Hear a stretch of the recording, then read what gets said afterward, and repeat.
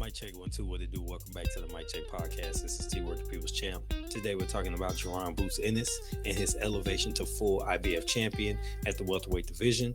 But before we get into the video, don't forget to hit that like button, hit that subscribe, and go ahead and let us know what you think about the content. And I'm going to try to pump these things out and get back to you. You also let me know what you think about the new mic content as far as the quality.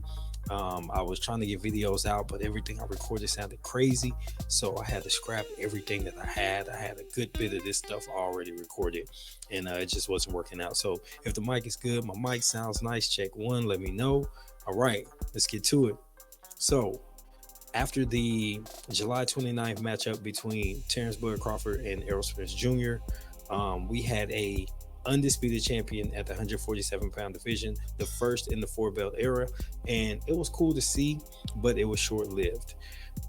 Within a few months, basically now, 3 months later, 3.5 months later, Terrence Crawford was stripped of the IBF belt, which was previously held by Errol Spence for almost 6 years, and Jaron Ennis, who was named the interim champion earlier in 2023, has been elevated to full champion. So he basically has told Terrence Crawford, you want your belt back, come get it. So he's challenged him to a duel. Let's fight.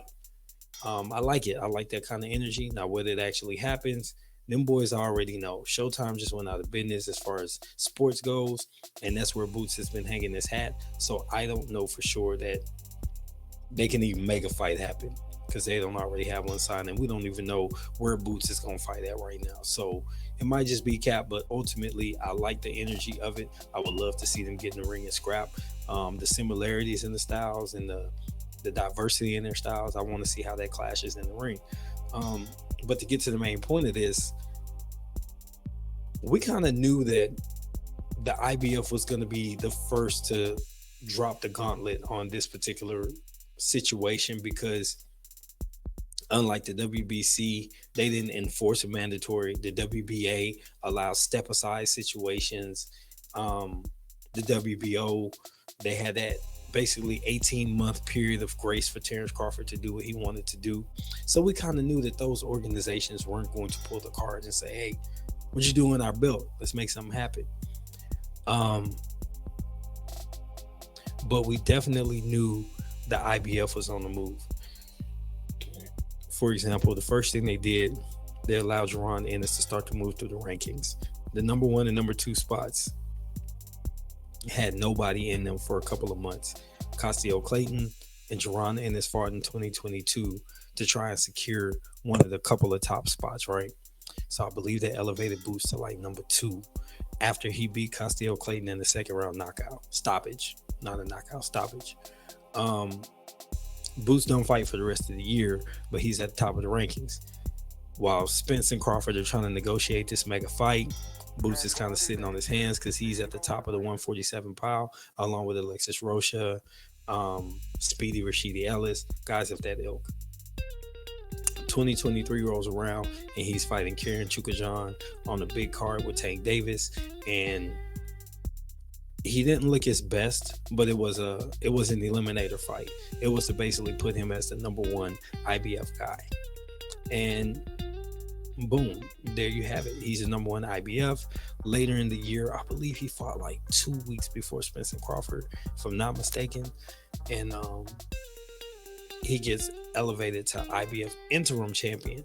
Now, in the meantime, between that, what we found out was that the IBF decided to put a time frame on this situation and say, hey, after that fight happens, you've got X amount of days to fight the number 1 contender, or we're taking the belt.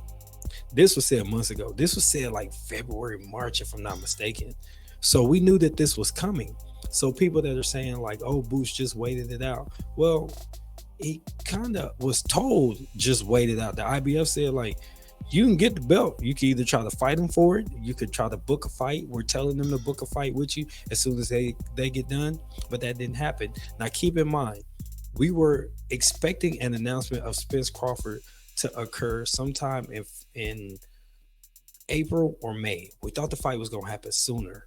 So if that timeline has stayed true, by this point, Jaron Ennis would have had his chance to face one of them in the ring, whoever the winner was, which we know now is Terrence Crawford.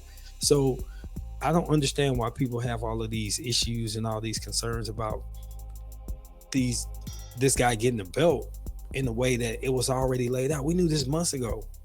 We already knew what was going down. We knew Boots was going to be the next 147 champion for the IBF. We knew that. We know that in a couple of months, the WBA champion, if he can ever get back in the ring and not be hurt, is going to be Mantis Stanionis. We also know that Keith Thurman or Mario Barrios is going to be the WBC champion. Think about that. The only belt that's probably not going to move around because he's a super champion and they've recognized him as such, and he's been the WBO champion in multiple divisions, is Terrence Crawford. They're not going to touch that belt. He's the biggest cash cow they can get. And the fact that that belt is often tied to Top Rank, we know that they're not going to move it around. But why are we surprised? Just look at the Devin Haney situation.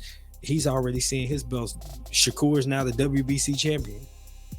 Tank Davis is going to be elevated to the WBA champion. You get what I'm saying? Like, these things are already in writing. So I'm trying to get my mind wrapped around the outcry of why it's a big deal that Boots got the belt the way he did, because everybody else is getting their belts the same way. And if he's an email champion, so fucking what? Let's just enjoy the fact that now he's got a belt that he's got to defend, and now he has some responsibilities that's going to have to make him fight more often, because this new era of boxing with this new promotional situation that's going on is going to force these champions to have to fight.